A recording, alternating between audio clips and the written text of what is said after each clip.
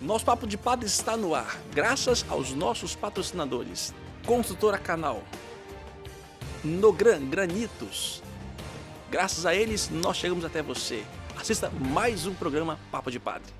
Salve, paz e bem. A paz tem no seu coração. O amor de Deus cada vez mais na sua vida. Hoje eu gostaria de bater um papo com você. Será eu e você do outro lado.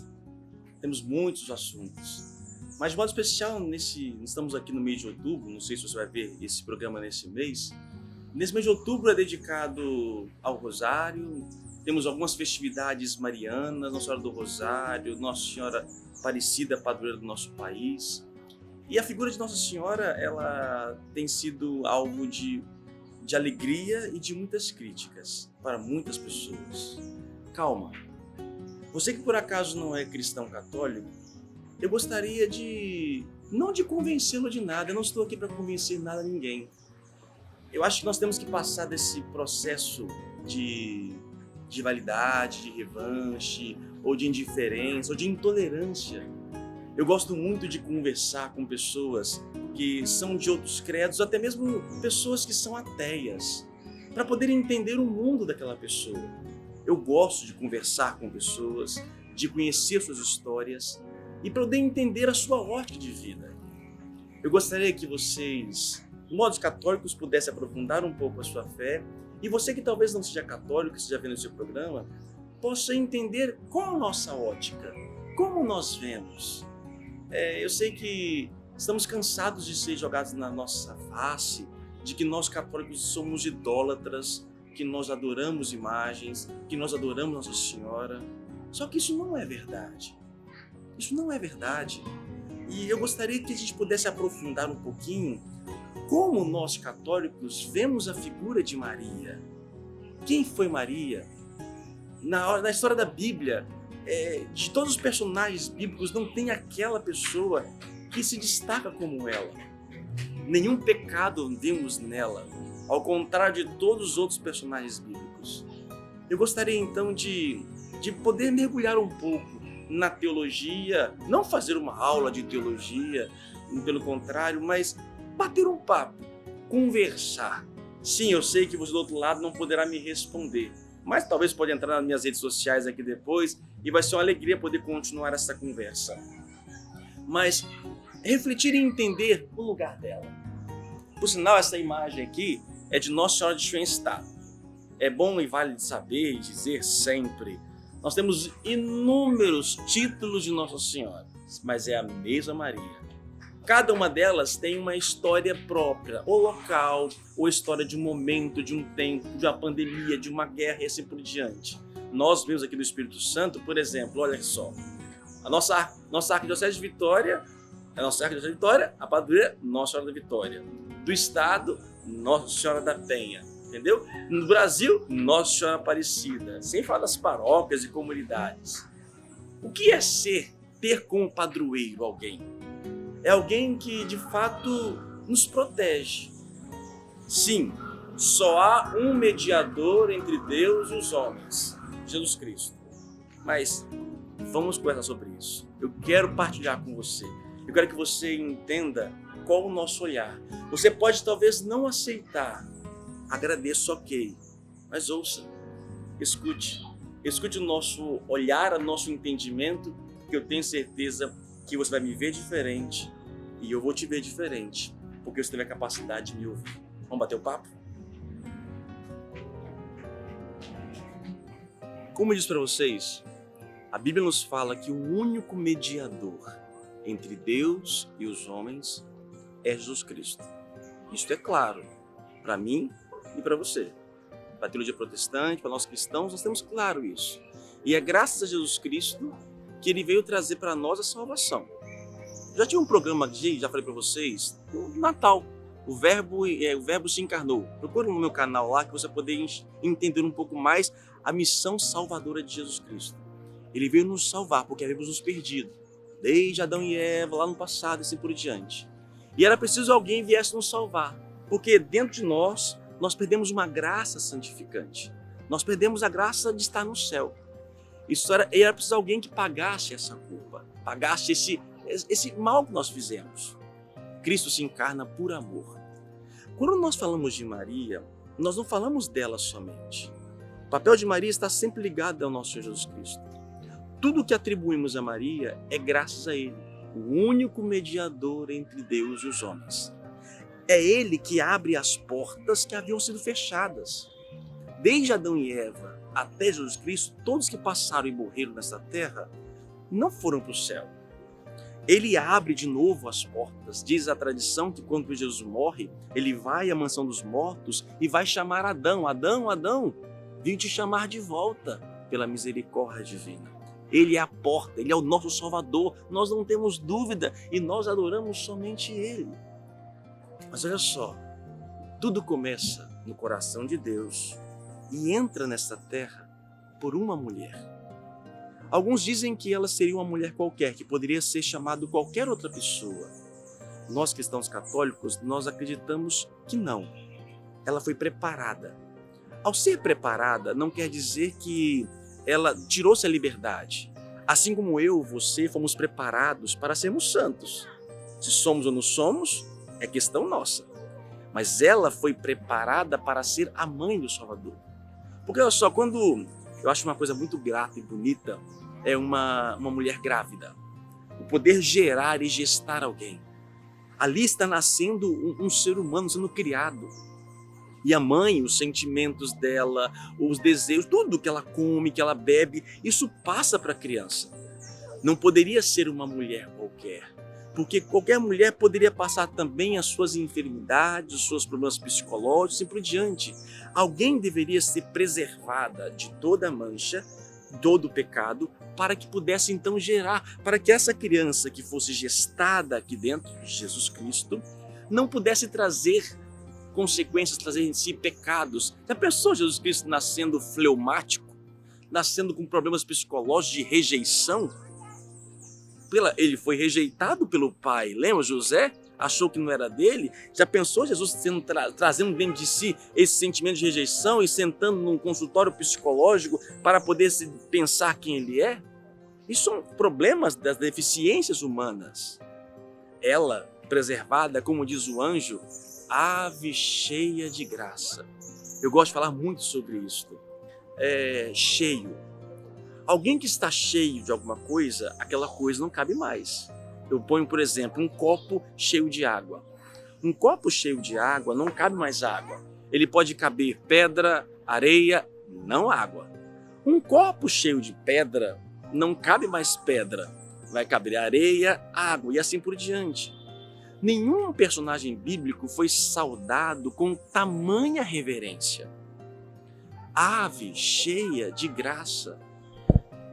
Eu, você, temos as graças divinas, mas nós afastamos dela muito facilmente, porque somos falhos, somos pecadores. Quem não é? Atira a primeira pedra quem não é. Nós somos fracos. Por isso e nós precisamos da graça de Deus. Nossas celebrações, nossas orações, nada mais é do que pedir a graça de Deus. Ela foi cheia da graça. O anjo a saudou como cheia da graça. Não por ela. Ela não fez nada por isso. Não tem mérito dela. Ela foi preservada para que ele pudesse entrar. Se ela dissesse não ao anjo, como seria? Não sei. Ele poderia ir para outra pessoa imediatamente, mas nem todos foram preservados, nem todos foram cheios da graça. Ela foi escolhida, não por ela.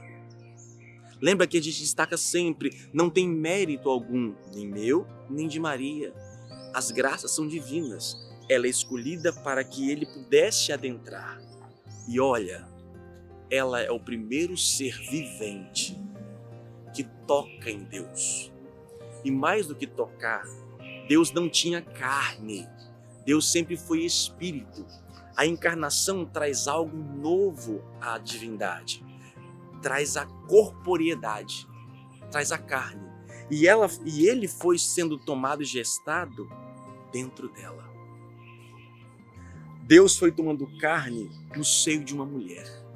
Gente, se é sublime a graça da maternidade, de gestar e gerar alguém, imagina esta pessoa sendo Deus. essa pessoa vive uma graça sublime. Quando quando eu fazemos orações e vivemos um momento gostoso, sabe? Igual quando você vai para o alto do monte, ou quando você faz oração na sua igreja, e você fica, sabe, aquele momento assim gostoso, aquele ápice. Nossa, que prazer!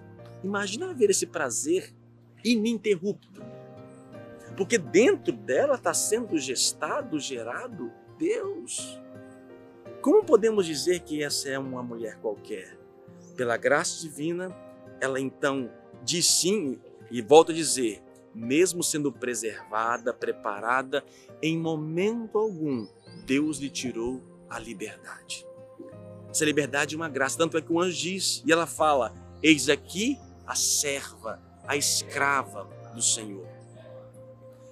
Nenhum ser humano na história bíblica, e até nos tempos de hoje, nenhum foi tão fiel a Deus como ela. É verdade também que na Bíblia não se fala muito sobre Nossa Senhora. Como não se fala muito dos apóstolos, não se fala muita coisa não. Fala-se o suficiente.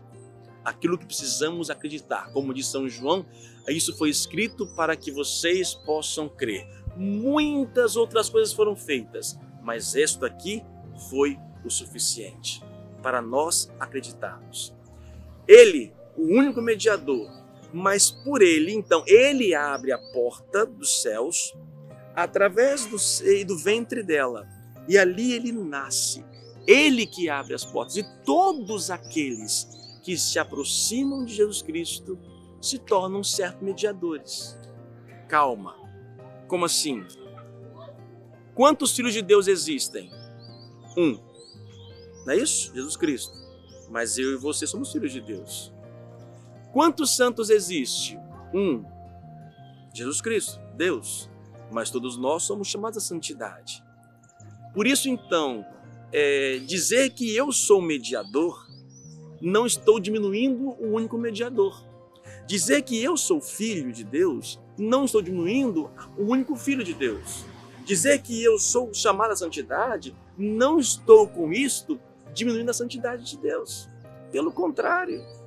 Então, ou seja, quando eu falo que Maria, por exemplo, eu agora sou mediador, eu estou pregando, eu estou mediando uma palavra, e eu posso mediar uma intercessão. Você está precisando de oração? E você pede por oração, eu vou rezar por você. Eu me torno um mediador. Quando você precisa de alguma coisa, ora por mim, reza por mim. Você está pedindo o quê? Intercessão. E pedir essa intercessão não é errado, gente. Eu vou pedir os irmãos para que rezem por mim. Agora, e aqueles que morreram? Você acha que está morto? Vamos falar sobre isso. Aqui agora estou diante da imagem de Nossa Senhora de Fátima, que apareceu em Portugal.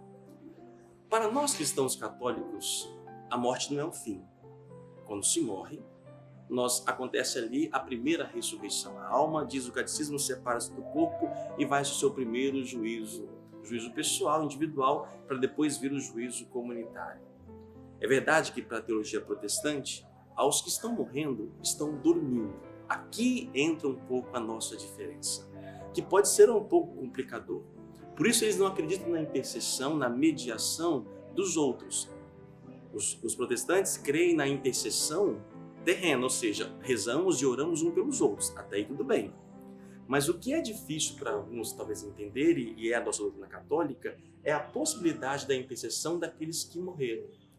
Porque para nós, os que morreram, não estão mortos, estão vivos. E a ressurreição começa logo após a morte.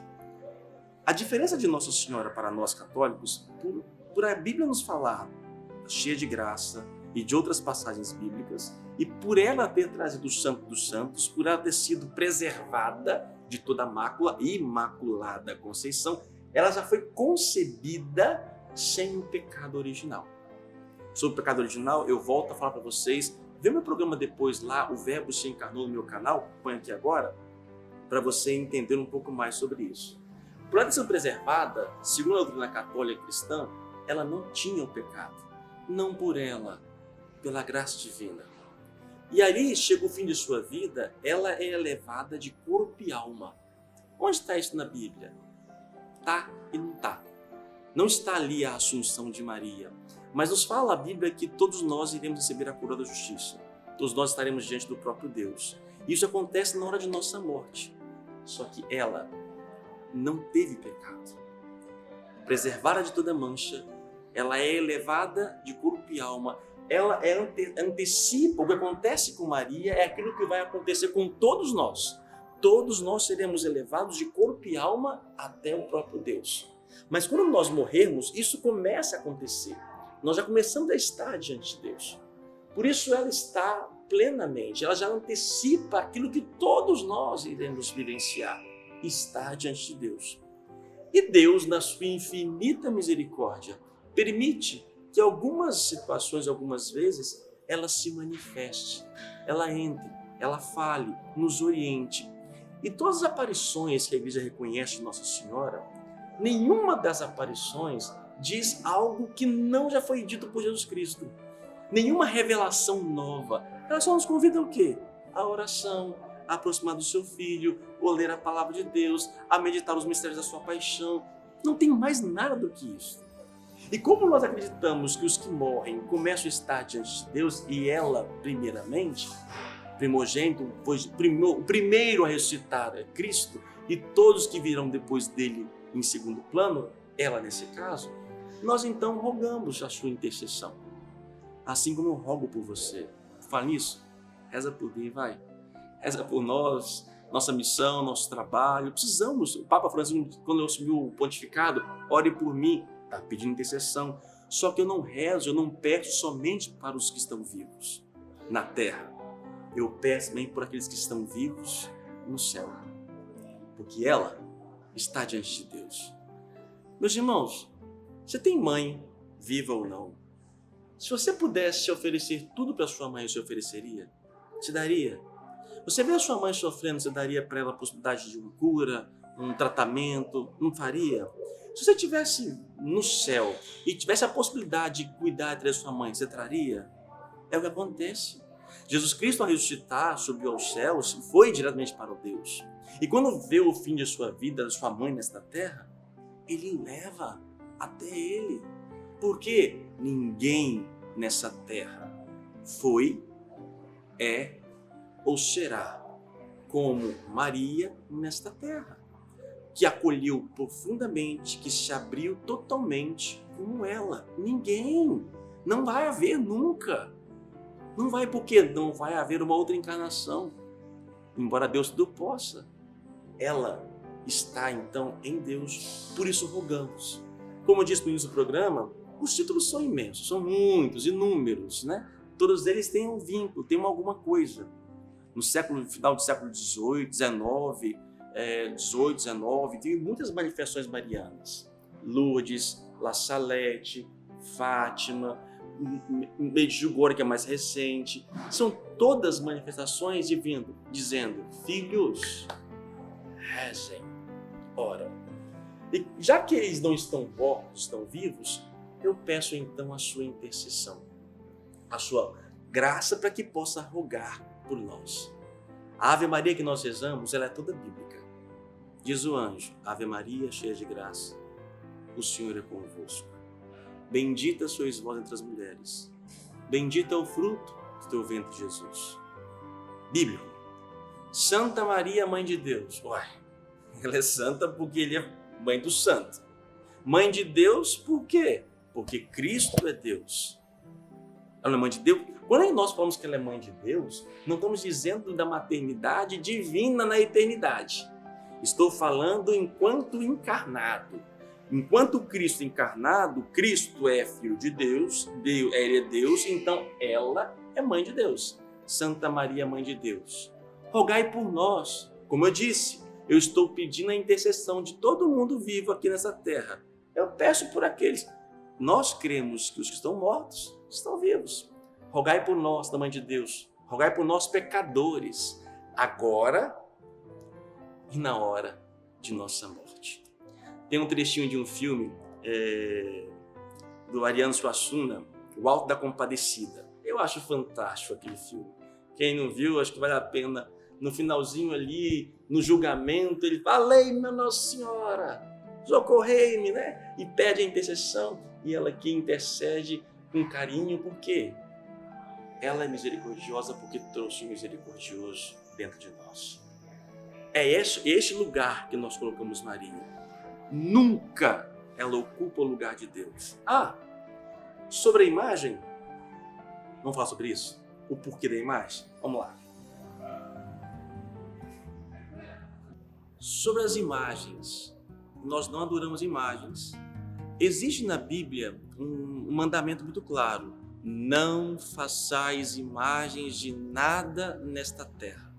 Dizem que nós católicos rasgamos essa página. Não, está lá. Nós lemos Êxodo. Não façais imagem de nada sobre isso.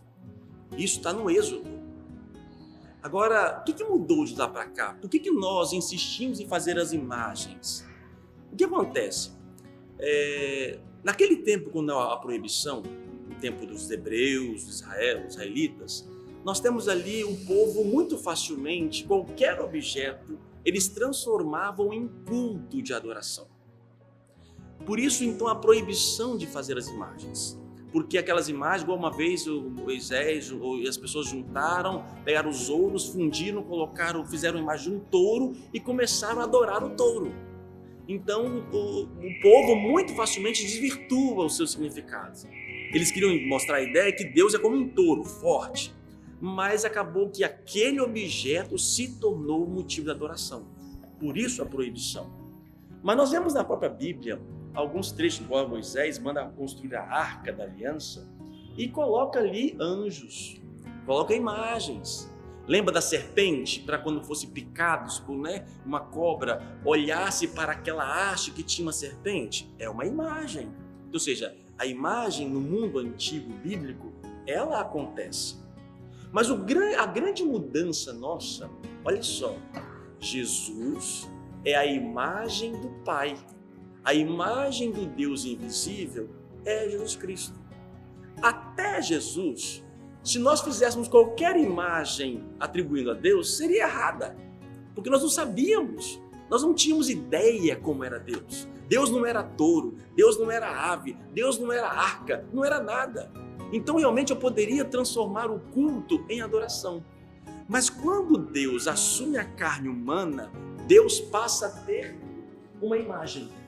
Jesus se torna a imagem do Deus invisível, aquilo que nós não conhecíamos. A imagem passa a ser para nós algo de um elemento visível. Lógico, por exemplo, aquele artista ali fez uma imagem de Jesus. Jesus não tem aquela cara, mas a gente olha para lá, já atribui e lembra da figura de Jesus. Ao olhar para uma cruz, nós lembramos do mistério.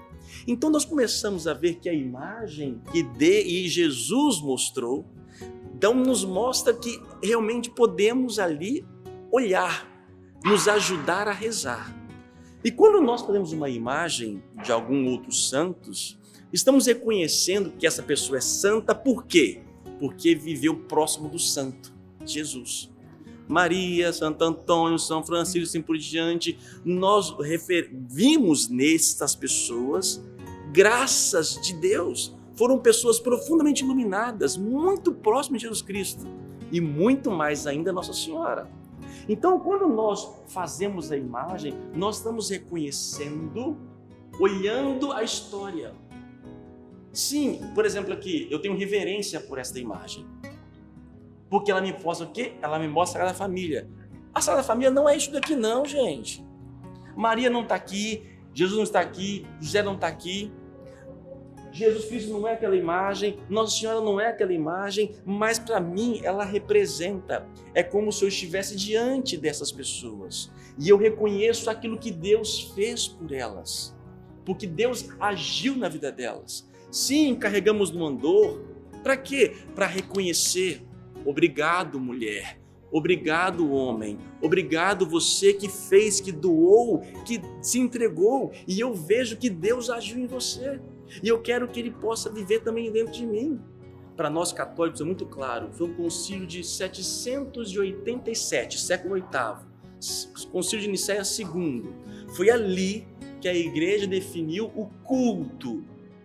Um padre da igreja chamado São João Damasceno. ele vai fazer a diferença entre latria e veneração, adoração e venerar. Para nós, católicos, há uma diferença muito grande. Adoração, somente a Deus. Latria, adorar a Deus. Fora disso é idolatria, idolatrar. Aos demais eu posso venerar. Então eu venero a pessoa de Maria, eu venero São Francisco de Assis, eu reconheço que neles Deus agiu. E as imagens trazem como se fosse para nós uma fotografia. Você já perdeu algum parente, querido? Já perdeu sua mãe? Tenho certeza que você faz de tudo para não apagar a memória dela. Com o tempo, se nós não tivermos a imagem, nós esquecemos. Mas aí você recorre à imagem, à fotografia, para você lembrar. Você vê um vídeo, você vê um filme, para poder lembrar. Não é isto? Isto daqui nada mais é para eu poder lembrar. Lembrar daqueles que nos precederam, que a história não começou comigo, que eles são personagens fundamentais e importantes, e eu reconheço. E eu venero as ações que Deus fez através dessas pessoas. Este é o lugar. A imagem, portanto, é permitida por Ele, porque Ele se tornou visível. E nós não fazemos imagem de animal, não carregamos o animal no andor, não carregamos não. Embora São Francisco tenha lá a pomba, mas nós reconhecemos pessoas que deram a vida, que foram como Jesus Cristo, não igual, mas procuraram as mesmas graças, os mesmos caminhos. E é isso que nós reconhecemos. O intercessor é um só, o Santo Filho um só, mas eu também posso ser, quanto mais próximo Deus estiver, e ninguém mais foi como ela. Espero que tenha lhe ajudado, e se por acaso você quer continuar a conversar, vamos bater um papo. Olha aqui minhas redes sociais aqui, vamos continuar, conversa com o seu padre. E tem muito mais coisa que pudéssemos aqui falar, mas acho que aqui deu o suficiente. Que Deus possa nos abençoar hoje sempre na sua vida e que Nossa Senhora rogue por nós. Muito obrigado. Até semana que vem.